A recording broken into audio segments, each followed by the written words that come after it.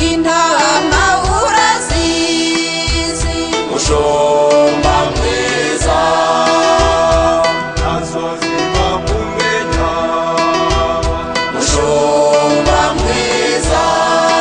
Nimuhumure bana b'Imana, dore amasomo tugiye kuzirikanaho none kuwa kane w'icyumweru cya 31 tariki 5 Ugushyingo 2020.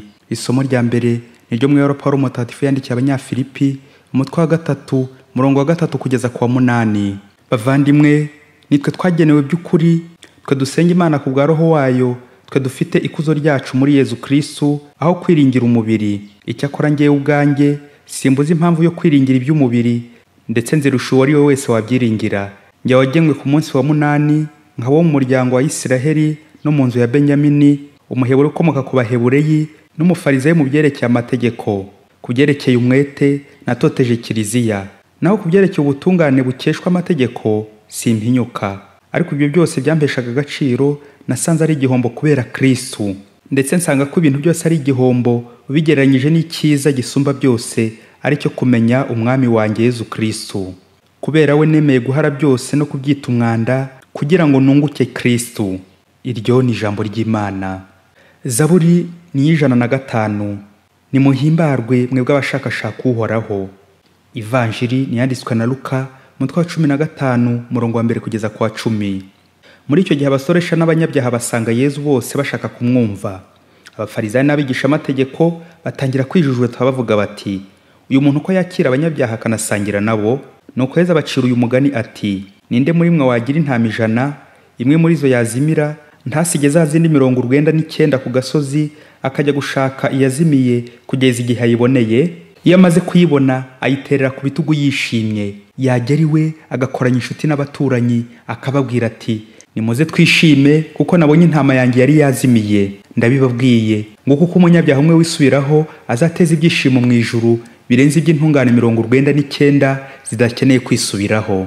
Cyangwa se ninde mugore wagira ibiceri 10, kimwe cyatakara ntacana itara ngo akubura inzu ashakashake kugeza igihe akiboneye?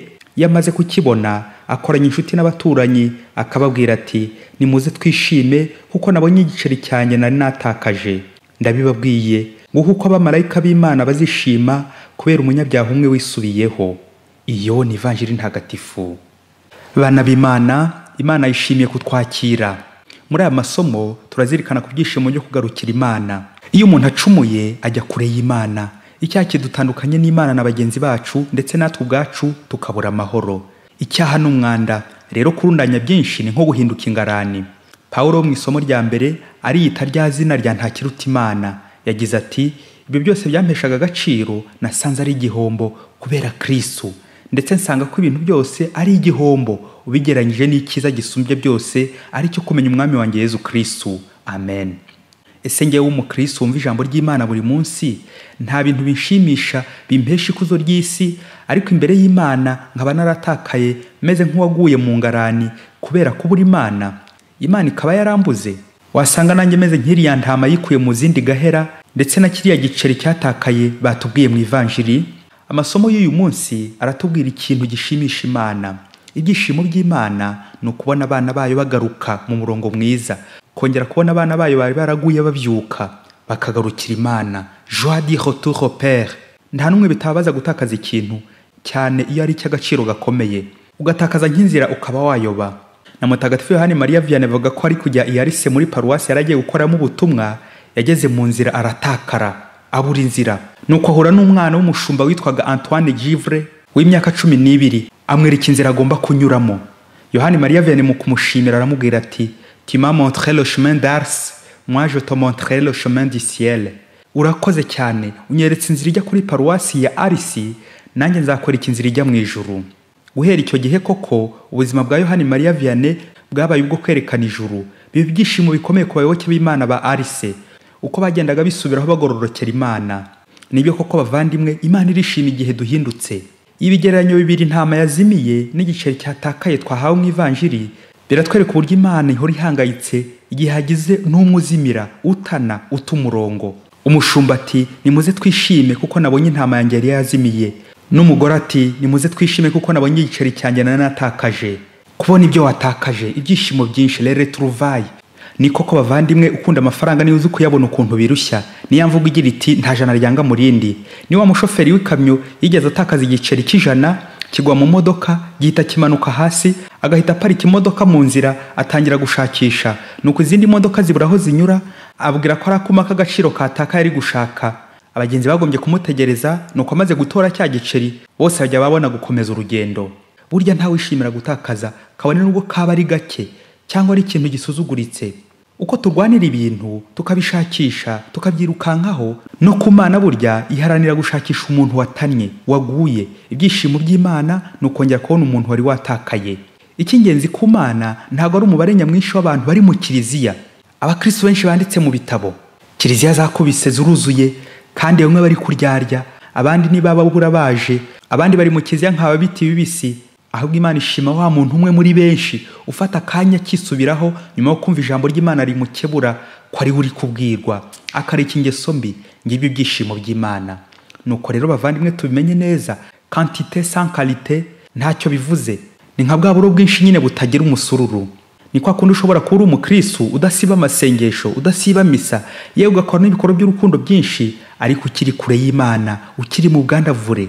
Wa mwana Paulo yavugaga mu isomo rya mbere, zange sombi utareka ngo nawe ugaruke, uve mu bwone, uve mu ngarani no mu isayo. Ngizo 99 zidakeneye kwisubiraho. Nuko Imana yabona umwe yisubiyeho bikayishimisha. Ese buri munsi ndi mu bashimisha Imana? Iyi migani iratwereka impuhwe z'Imana ku banyabyaha. Niba abafarisayo n'abigisha amategeko bibwiye ko bashyikiriye, bagaturama, bakirara, nuko ntibisubireho, ni umubare nyamwinshi 99 baba ryarya Imana. Ariko abasoresha, indaya n'ibyomanzi bakwisubiraho, babanyabyaha bemera bagahinduka, Yezu akabagirira impuhwe ndetse bagasangirana nawe, bakagaruka mu bana b'Imana. Nguko abamarayika b'Imana bazishima kubera umunyabyaha umwe wisubiyeho. Amen. Izi ntama 100 kandi zirashushanya urugendo umukristo akorana n'Imana mu gutera imbere mu kwemera, mu kwisubiraho. Aho Imana itera intambwe 99 igiye gushaka umunyabyaha umwe, noneho ikamusaba byibuze nawe gutera agatambwe kamwe gusa ngo ahure n'Imana ije umusanganira. Yateye 99. Anabyo mutagatifu Yohani Mariya Vianney yavugaga ati, si umunyabyaha ushaka Imana ngo ayisabe imbabazi, ahubwo n'Imana ubwayo imwirukaho ikamugarura agahinduka. Amen. Ibyishimo by'umuntu wagarutse ku murongo mwiza, mbere na mbere bishimisha Imana, bigashimishwa agarutse, bikanashimisha n'abandi bagize uruhare mu kumubyutsa. Ese muri uyu mwaka ubuzima bwawe nka Kire Darse bweretse bangahe ijuru, bwagaruye bangahe, bwabyukije bangahe, cyangwa warababyukije wowe usigara uryamye? Ngaho rero byuka. Ntawakwishimira kuba mu mihana no mu bihuru, ntawakwishimira guhora hanze no kubuyera, nta mahoro yo kuba kure, nta mahoro y'umunyabyaha. Aya masomo y'uyu munsi adufasha kugarura ibyishimo mu ngo zacu, mu mitima yacu, ku kazi, aho tuba. Ongera wisuzume muvandimwe, niba nta rugingo rwawe rwatakaye kubera ingeso mbi warugabije. Ingingo zawe ziracyameze neza, nta hari umwanda ku mubiri wawe. Mubyeyi, wowe watakaje iki? Mubyeyi, wowe watakaje iki kikubabaje muri iyi minsi? Hari abantu benshi babuze ababo bakundaga. Imana ibaha iruhuko ridashira muri uku kwezi ko gusabira roho ziri muri purgatori. Hari abaguye benshi bagata Imana, bagata kiliziya, bakava mu kiliziya. Hari abataye ingo zabo benshi bajya mu yindi miryango, kuvunda no kuvundagurika. Hari abataye amasakramentu, penitensiya n'ukarisiya. Hari n'abataye ubusugi n'ubumanzi, yewe abataye akazi, abataye ubutumwa, abana bataye ababyeyi, ababyeyi bataye abana, abataye inshingano. Aho uri hose muvandimwe, umve ko nta byishimo wagira mu gihe utarongera kugaruka cyangwa utarongera kubona ibyo wataye aho bigishoboka.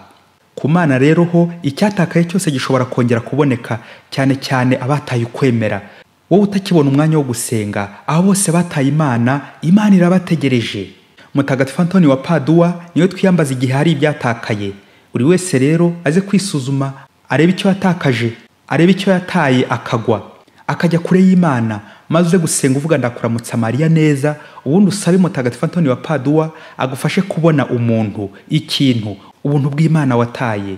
Mutagatifu Antoni wa Padua udusabire.